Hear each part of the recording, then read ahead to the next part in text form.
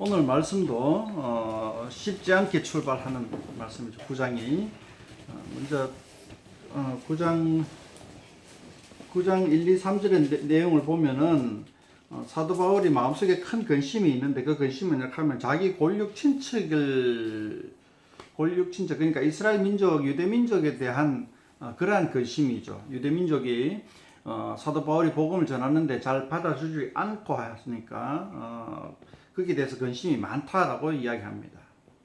그런데 9장에 와서 9장 1, 2, 3절에 와서 왜 이런 이야기를 하느냐에 대한 질문에 대한 대답은 하기가 쉽지가 않죠. 그러니까 많은 신학자들도 이 9장에서 이런 질문이 나오는 것에 대해서 너무 생뚱맞은 질문이라서 많이 좀 곤혹스러워하는 게 현실입니다. 이 질문에 대해서 대답을 하려면은 사실 로마서 전체 개관부터 다시 다 출발해야 됩니다. 그래서 제가 이 시간에 이걸 다시 이야기를 해야 되나 하고 고민인데 뭐 해봅시다. 이 로마서를 처음에 이제 개관할 때 이야기를 했지만은 로마서의 수신자가 누구냐? 로마 교회 교인들, 그 중에서도 이제 로마 교회가 어떤 형편이냐? 황제 이름 잊어버렸네요. 어떤 황제에 의해 가지고 이제 49년인가 47년인가 47년이 집어요. 추방령이 내려 가지고 로마 교회에서 이제 로마에서 떠나야 됐죠. 로마 교회 교인들이, 유대인들이. 그래 가지고 이제 사도 바울과 함께해서 만나서 이제 사도 바울에게서 여러 가지 이제 많이 배웠겠죠. 그리고 다시 이제 네로 황제 때에 54년쯤인가 로마 교회로 돌아가게 됐어요. 그 로마 교회로 돌아가는 그 유대인 형제들이 사도 바울에게서 이제 친목을 다지고 이제 성도의 친목을 다지고 이제 돌아가는 그 성도들에게 이제 전하는 편지, 그런 게 좀 되겠죠. 그러니까 이 편지 수신자들의 주된 대상은 로마 교회의 유대인들이란 말이죠. 그럼 이 유대인들이 예수님을 믿고 난 다음에 여러 가지 마음 심리적으로 또 현실적으로 상황적으로 굉장히 많은 질문들을 만나게 되고 또 많이 그 어떤 그 정체성에 대해서 상당히 힘들어하고 있단 말이죠. 대부분의 그 예루살렘 교회 성도들도 마찬가지였는데 예루살렘 교회 성도들은 대부분이 유대인으로 구성되어 있어가지고 특별히 큰 어려움 없이 유대교의 어떤 유대교의 문화적 습성들을 답습하면서 예수님을 믿는 것이 크게 현실적으로 어려움이 없었어요. 그렇지만은 디오스포라 유대인들, 즉 예루살렘을 벗어난 유대인들, 이방인들과 같이 섞여 있는 유대인들이 이방인들과 같이 섞여 있는 교회에서 신앙생활을 할 때에 많은 정체성에 대한 어려움들을 겪고 있는 거죠. 그 정체성에 대한 어려움을 겪고 있는 와중에 또 예루살렘에서 유대교의 그 문화 습성 교리, 유대교의 어떤 그 행위들을 갖다가 그대로 따라하지 않으면 안 된다라는 유대주의라 그러죠. 정확하게 말하면 유대교주의라고 이야기하고 싶은데 유대교주의자들의 공격적인 그 선교 활동들에 대해서도 노출되어 있습니다. 로마 교회에 할지라도 저는 과연 로마 교회가 그렇게 노출됐을까 하는데 의문이 되는데 아마 그 로마에서 쫓겨난 유대인들이 지금의 터키 지방, 옛날에 소아시아 지방으로 와서 사도 바울과 만났을 때에 유대교주의자들과 아마 충돌을 했을 가능성이 높아요. 조우를 했을 가능성이 높아요. 그래서 사도 바울 입장에서는 유대인으로서 예수님을 믿는 사람들의 정체성 혼란에 대한 것에 대해서 답변을 줘야 되고 유대교주의자들의 공격적인 선교에 대해서 방어를 할 수 있어야 된다는 거죠. 그런 측면에서 이 로마서의 역할이 굉장히 크다는 겁니다. 그래서 이제 처음부터 이제 우리가 어떻게 예수를 믿게 되었으면 예수 믿는 것이 무슨 의미며 하나님은 무슨 계획이 있으시며 예수 그리스도를 통해서 무슨 계획이 있으며 거기에 대해서 우리가 어떻게 응답해야 되는가에 대해서 지금까지 쭉 이야기를 하고 있는 겁니다. 그래서 이제 처음에는 우리가 이방인이나 뭐 유대인이나 다 하나님 앞에 죄인이다. 율법을 가지고 있는 사람도 하나님 앞에 죄인이다. 율법으로서는 하나님의 의에 도달하지 못하는데 하나님의 한 의가 나타난 건데 그것이 바로 예수님이다. 그래서 예수님 십자가 못 박혀 속량하심으로 말미암아서 우리가 구원을 받았고 오로지 율법이 아닌 믿음으로 구원받는다. 즉 율법에 대해서 유대주의자들, 유대교주의자들의 강하게 반박하는 거죠. 그러니까 로마서의 주된 논적이 유대교주의자죠. 그래서 율법이 아니라 우리가 오로지 믿음으로 구원을 받는다. 그렇게 하던 게 가장 대표적이고 시조가 바로 아브라함이다. 이렇게 얘기를 합니다. 그것이 이제 로마서 4장까지 이야기죠. 이제 그러면은 우리가 믿음으로 구원을 받았으면 어떻게 되느냐? 이제 5장부터는 이제 5장 1절에 이렇게 나죠. 하나님과 화평을 누리자. 그래 이제부터는 우리가 이제 내적 전투를 치르는 것이고 율법이 아닌 성령님이 우리 마음속에 오셔서 그 성령의 그 인도하심을 따라 살아가는, 율법을 인도하심을 따라 살아가는 것이 아니라 율법을 쫓아가는 것이 아니라 성령님을 쫓아가는 삶을 살아야 된다. 그 삶에 있어서 성령님이 우리를 도와주시니까 우리가 궁극적으로 승리할 것이다. 뭐 그런 내용들이 8장까지 나오는 거죠. 자, 이제 그렇게 이제 율법주의자들로부터 이제 예수 믿는 사람은 어떻게 살아가야 하는지에 대해서 이제 이야기를 쭉 하다가 9장 와서는 유대인들은 이걸 알아야 돼. 이걸 아는 게 아니고 유대인들의 심정을 좀 알아야 돼. 유대인들의 심정은 우리가 참 이해하기 쉬워요. 왜냐하면 유대인들도 단일 혈통이에요.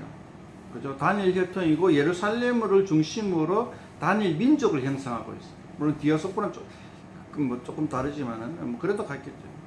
그런 것들을 이제 유대인과 같이 단일 민족, 단일 혈통, 단일 국가, 그러니까 단일 그 장소, 한 지역 안에서 한 민족이 한 문화를 형성하고 딱 밀집해 있는 그런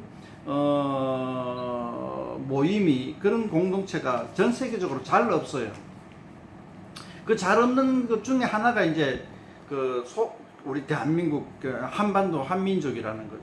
물론 일본도 마찬가지일 것이고 이런 것들이 전 세계적으로 극히 드물다.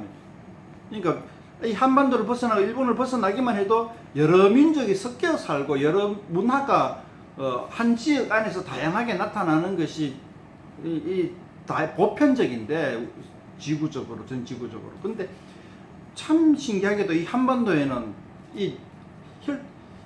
우리 민족 외에 극히 소수 민족, 극소수란 말이지.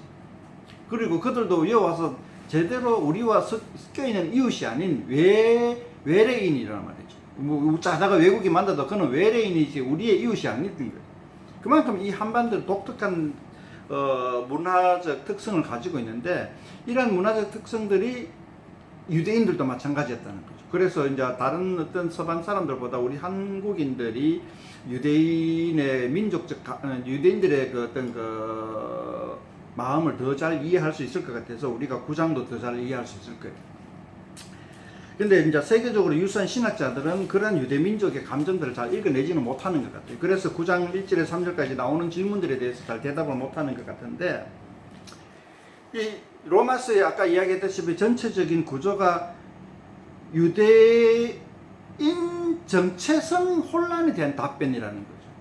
유대인으로서 예수를 믿는 사람의 정체성을 어떻게 가져야 되느냐, 그리고 어떤 삶을 살아야 되느냐, 어떤 확신을 가지고 살아야 되는데 그래서 굉장히 불안하고 위태위태한 상황이라는 거죠. 예수를 믿긴 믿는데 굉장히 불안한 상태라는 거죠.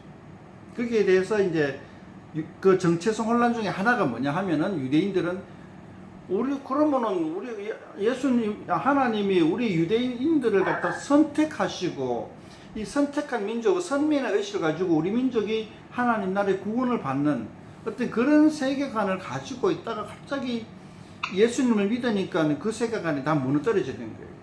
유대인들을 위한 하나님이 아니라 온 세상 이방인들을 향한 하나님이시기 때문에, 그러면 뭐지? 우리 유대인들은 뭐지? 우리 유대인들의 선민의식은 뭐지?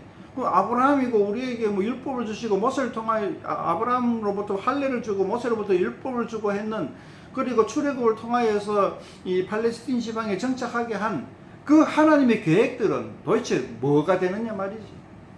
그 아무런 의미가 없어져 버리는 거예요. 거기에 대해서.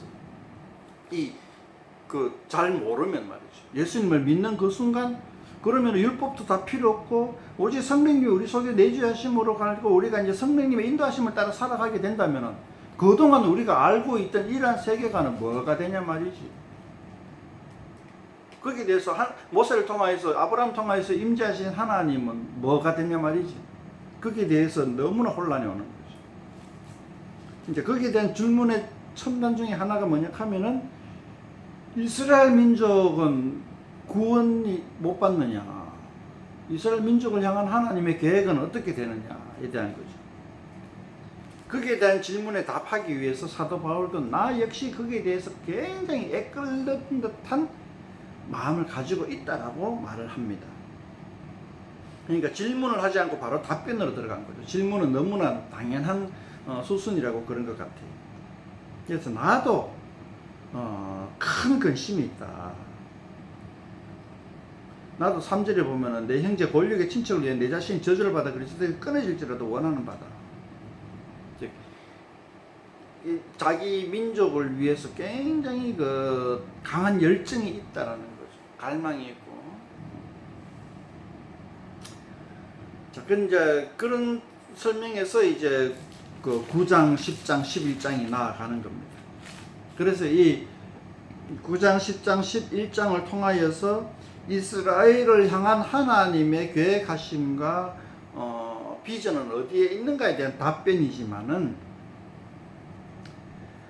이렇게 답변을 통해 가지고 하나님의 경륜, 하나님의 계획, 하나님의 섭리에 대해서 우리는 어느 정도 볼 수 있는 그런 장이라는 거죠. 꼭 유대인들만을 위한 답변이 아니고, 유대민족만을 위한 답변이 아니고, 이것이 전체적으로 우주적인 하나님의 계획의 한 일부분이고, 하나님의 우주적인 계획의 근본 철학이 이렇게 되나? 그런 걸 알 수 있는 장이 되는 거죠. 본문이 되는 거죠.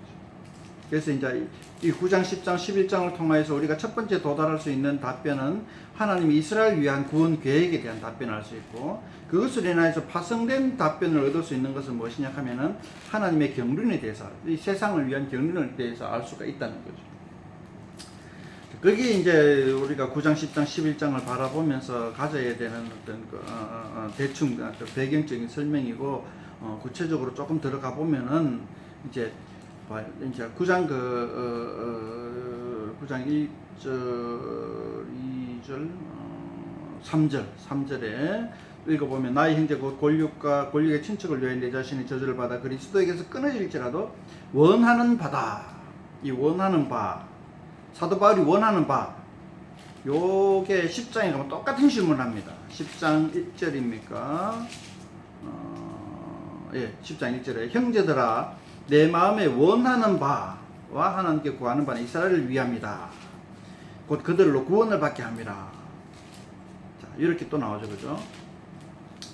자, 이렇게 9장에서도 사도 바울이 나는 원하는 바가 이거다. 10장에서도 나는 원하는 바가 이거다 하면서 반복적으로 설명하고 반복적으로 자기 자신이 바라는 바를 이야기하고 있고, 그에 대한 대답을 9장, 10장에서도 나오지만은 11장에서도 나오고, 11장에서는 이제 답변만 나오고, 11장 25절에 가서 이제 마지막으로 최종적인 답변을 하는 그러한 구조로 되어 있습니다. 그럼 이제 9장으로 다시 돌아오면은 이제 9장에서의 답변, 그러니까 이제 친척을 위해서도 원하는 바다 했는데, 자, 그러면은 여기에 대해서 1차적으로 답변을 어떻게 해야 됩니까? 하나님은 유대인을 버린 게 아니고 하나님은 유대인을 구원하기 위한 어떤 원대한 계획이 있다, 뭐 이런 식으로 답변이 나와야 속이 시원하잖아요. 근데 하나님이 이스라엘을 구원하기 위한 원대한 계획은 11장 후반부로 미뤄집니다. 그 이전에 9장에서는 무엇을 이야기하냐 하면은, 자, 궁극적으로 우리가 질문에 대해서 대답하려고 노력하다 보면은 뭐라 하나, 질문자의 한계에 빠져버린다. 무슨 말이냐 하면은, 질문자가 질문할 때에는 큰 그림을 못 보고 미시적인 그림을 봐요. 큰 그림을 보고 보지 못하고 미시적인 그림을 보고 미시적인 질문을 해요. 근데 대답하는 사람도 미시적인데 빠져버리면은 원래 큰 그림이 이상해져 버리는 거예요. 그래서 예수님도 그렇지만은 질문자의 한계 안에 빠지지 않는 게 중요한 거예요. 그게 이제 우리 동양석담에는 우문현답이라는 거죠. 여기서는 이제 우문현답은 아니에요. 현문현답인데, 질문에 대해서 질문자의 한계에 빠지지 않고 그 이상 넘어가 버리는 대답을 해줍니다. 그게 뭐냐 하면은, 질문자는 이스라엘을 위한, 왜 이스라엘 버렸느냐 하는데, 그래서 그 질문의 이면적인 그 행간의 질문이 뭐냐? 하나님 나쁜 놈이다. 이렇게 대답을 하는 거예요. 이런 질문이니까, 그럼 하나님 나쁜 놈 아니냐? 이렇게 질문하는 거예요. 그러니까 이 질문의 더 궁극적인 질문은 하나님의 정의, 하나님의 의, 하나님의 신실함이 어디에 있느냐라는 질문인 거죠. 더 크게 본다면. 그러니까 유대인을 버렸다라는 것에 대해서, 그럼 유대인을 구원 계획이 어디 있느냐가 아니라, 유대인을 버렸다 하면 그러면 하나님이 나쁜 놈 아니냐, 하나님인 정의롭고 하나님의 섭리, 하나님의 신실하심이 어디 있느냐 하는 질문에 대한 답변이 되는 겁니다. 9장에서. 그래서 이제 그러면 좋다, 우리가 이스라엘이 어떻게 구원을 받게 됐느냐, 선민이 됐느냐 한번 따져보자. 처음에 이제 아브라함을 딱 불러냈단 말이죠. 그럼 아브라함 불러낸 것도 뭐 아브라함이 특별히 율법을 잘 지킨 것도 아니고, 뭐 그냥 생뚱맞게 그냥 아브라함 불렀단 말이죠. 그 다음에 아브라함 보고 뭐 이삭으로부터 난 자라야 내 씨라 하니, 이삭은 또 어찌 됐냐? 이삭도 그냥 하나님이 알아서 부른 거예요. 뭐 특별한 거 없어요. 그 다음 또 어떻게 됐냐? 이삭과 이제 야곱이 나오는데, 이삭에게서 쌍둥이가 나왔는데, 야곱은 택하고 에서는 미워했다. 13절에 보면 그렇게 나와. 그럼 야곱은 왜 택했나? 뭐 그건 하나님이 알아서 한 거다. 뭐 그건 뭐 따지지 마라. 하나님이 하시는데 네가 뭐 말할 게 뭐 있느냐? 여기에 있어서 하나님이 이제 원하시는 거, 이제 15절부터 보면 긍휼의 단어가 나오는데, 하나님이 긍휼히 여길 사람은 긍휼히 여기고 미워할 사람 미워했다. 저기 보면 어디입니까? 17절에 바로는 그냥 악역으로 선정을 했다, 하나님이. 근데 뭘 따지냐? 뭐 하나님이 뭐 하나는 귀 쓸 그릇으로 만들고 하나는 그냥 뭐 진노에 그냥 두드려 패는 그릇으로 만드는 거고, 또 토기장이 마음대로 하는 것처럼 하나님이 알아서 하시지 않느냐? 이렇게 이제 합니다. 그러니까 이 말은 뭐냐 하면은, 유대인을 뭐 버렸다고 해가지고 하나님이 나쁜 놈이냐? 아니다. 하나님이 절대적인 주권을 가지시고 절대적인 하기 때문에, 하나님이 이렇게 하시든 저렇게 하시든 그걸 가지고 하나님을 판단할 수는 없다. 우리 입장에서는 그건 하나님의 주권적인 하나님의 권리 안에 있는 것이지, 우리 질그릇밖에 안 되는 우리가 하나님을 판단할 수는 없다. 이렇게 이제 이야기를 하고 있는 겁니다. 자, 그렇게 얘기하고 그 다음에 이제 24절에 보면, 23절 봅시다. 또한 영광 받기로 예비한, 23절입니다. 또한 영광 받기로 예비하신 바 긍휼의 그릇에 대하여 그 영광의 풍성을 알게 하고 하실지라도 무슨 말이냐? 무슨 말을 하리요? 23절의 말은 무슨 말이냐면은, 자, 긍휼의 그릇을 가지고 그 영광의 풍성함을 알게 하고자 하나님의 영광을 드러내는 거, 뭐 그렇게 하기로 했는데, 뭐 그래가지고 뭐 딴지 걸 게 있냐? 뭐 이렇게 이제 이야기를 하는 겁니다. 그런데 중요한 24절입니다. 이 그릇은 우리다. 예수 믿는 사람이면 하나님의 긍휼 안에 들어온 사람이다라는 거죠.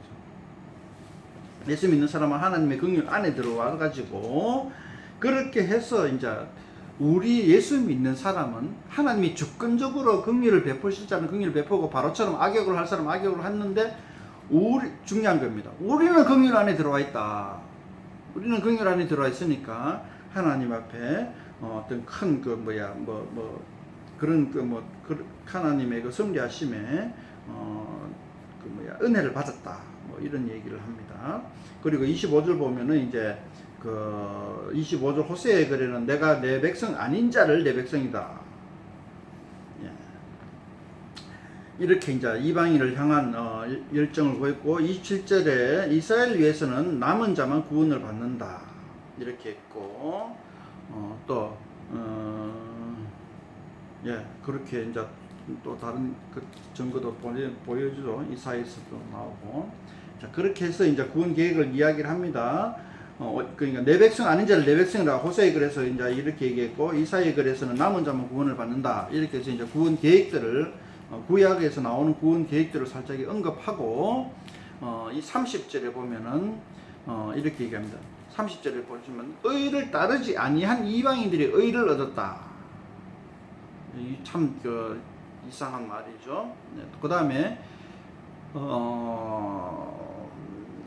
그러니까 이제 의를 따르지 않은 이방인들이 의를 얻었는데 이 의는 믿음의 의다. 그러니까 다시 말하면 의락한 여기서 의를 뭐 이야기하기 전 저 1장에 나오죠, 그죠? 그 양심을 이야기하는 그 양심대로 따르지 아니한 이방인들이 의를 얻은 믿음의 의를 또 얻게 됐고 또 31절에 의의 법을 따라간 율법이를 말하죠. 율법을 따라간 이스라엘은 율법에 이르지 못했다. 참 아이러니한 거죠. 자, 결과적으로 봤을 땐 이렇게 됐다라고 이야기를 하는 겁니다. 즉 32절에 어찌 그러냐 이는 그들이 믿음에 의지하지 않고 행위를 의지합니다. 자, 여기서도 30절 33절에서도 딱 보면 이제 믿음의 의, 그죠? 여기서 이제 제가 누차 얘기하자면 이제 우리가 생각하는 그런 믿음도 있지만은 하나님의 신실하심 그리고 그것을 이제 하나님을 전적으로 의지하고 신뢰하는 믿음, 그런 믿음으로 우리를 연상하면 좋겠습니다. 지식적인 믿음이 아니에요. 지식적인 믿음도 포함하지만은 거기에 머무르면은 그거는 온전한 믿음이라고 할 수 없죠. 지식적인 믿음은 누가 가지고 있다고? 더 잘 가지고 있다고? 귀신, 사단. 이 부류도 지식적인 것에만 따진다면 그 사람이 우리보다 훨씬 더 믿는다, 잘 믿는 겁니다. 그런 부류들이. 그러니까 지식적인 믿음도 있지만은 하나님을 전적으로 신뢰하는 믿음이 중요하다. 우리의 지식적인 믿음 위에. 그건 이제 제가 반복하는 겁니다. 자, 그런 믿음의 법, 믿음에서 난 의, 예, 그거를 이제 그게 중요하다라고 결과적으로 다시 한번 말하고 있죠. 자, 그게 이제 로마서 9장의 내용입니다. 로마서 9장의 내용인데 이것을 가지고 이제 세상 사람들은 또 이제 많이 또 논박을 합니다.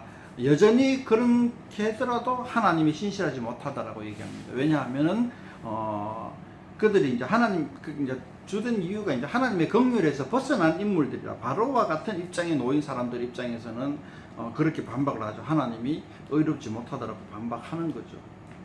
자, 거기에 대해서 이제 또 다른 성경 본문에서 또 여러 가지 이제 논박을 하는데 요 9장만 가지고 따졌을 때는 그렇게 반박할 수가 있어요. 바로의 입장이 돼 가지고는 나는 하나님의 긍휼을 입지 못해서 이런 악역을 맡은 것이지 원래 내가 나쁜 놈이 아니다. 뭐 이런 식으로 반박을 하는 거예요.